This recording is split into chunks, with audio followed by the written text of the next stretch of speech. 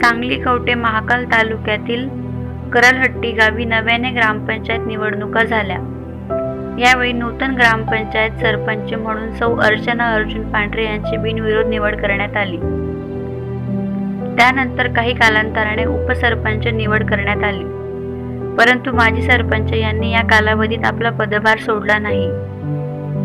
याआधी ग्रामपंचायत निधीतून माजी सरपंच यांनी गावामध्ये पेव्हिंग ब्लॉकचे काम सुरू केले होते, परंतु ते काम अपुरे असल्याकारणाने माजी सरपंच यांनी ग्रामसेविका यांच्या संगनमताने कोणत्याही ग्रामपंचायत पदाधिकाऱ्यांना विश्वासात न घेता तसेच 14व्या वित्त आयोगाचा आराखडा नियम डावलत ग्रामपंचायत निधीतून केलेल्या कामाचा कोणताही लेखाजोखा दप्तरी नोंद न घेता तसेच शासकीय कार्यालयाकडून कोणत्याही प्रकारची नोंद न घेता व नूतन सरपंचास पदभार न देता 27 जून 2018 पर्यंतच्या कालावधीत पेव्हिंग ब्लॉकचे काम 6,50,000 रुपये तर इतर साहित्य खरेदी म्हणून 4,60,000 असे सुमारे 11,50,000 रुपये ग्रामपंचायत बँक निधीतून कोणत्याही पुराव्याअभावी माजी सरपंच व ग्रामसेविका यांनी मनमानी करत काढल्याचा आरोप नूतन सरपंच, उपसरपंच, सदस्य व ग्रामस्थांनी केला आहे।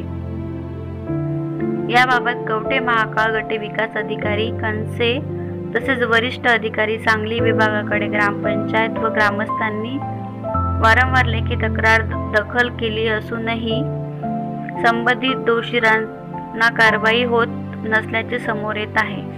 अमित तोरवे सह कमलाकर सूर्यवंशी, MEW सांगली। साहित्य खरेदी केलेलं आहे, तर त्या साहित्याची पण सगळी चौकशी व्हावी। 14 वित्त आयोगाला नियमाला डावलून त्या साहित्याची खरेदी केली, 4,80,000ची साहित्य खरेदी केलेली आहे, तर त्या साहित्याची पण चौकशी व्हावी असं आम्ही BDO साहेबांना निवेदन दिलेलं होतं।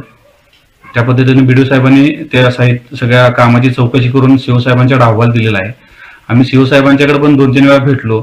1/10/2018 रोजी CO साहेबांना भेटून आम्ही त्यांना उपोषणा म्हणजे सगळं निवेदन दिलं, तर त्यांनी आम्हाला असं आश्वासन दिलं की 10 ते 15 दिवसांमध्ये आम्ही त्यांच्यावरती चौकशी करून कारवाई करतो, पण अजूनपर्यंत कुठलीही प्रकारची कारवाई झालेली नाही। तर आम्ही काल सुद्धा आम्ही CO साहेबांना भेटायला गेलेलो, तर त्यांनी सांगितलं की आम्ही ह्या 8 दिवसात आणि कारवाई करतोय। जर कारवाई नाही झाली तर आम्ही सर्व सरपंच, उपसरपंच, ग्रामपंचायत सदस्य आणि ग्रामस्थ उपोषणाला बसणार आहे।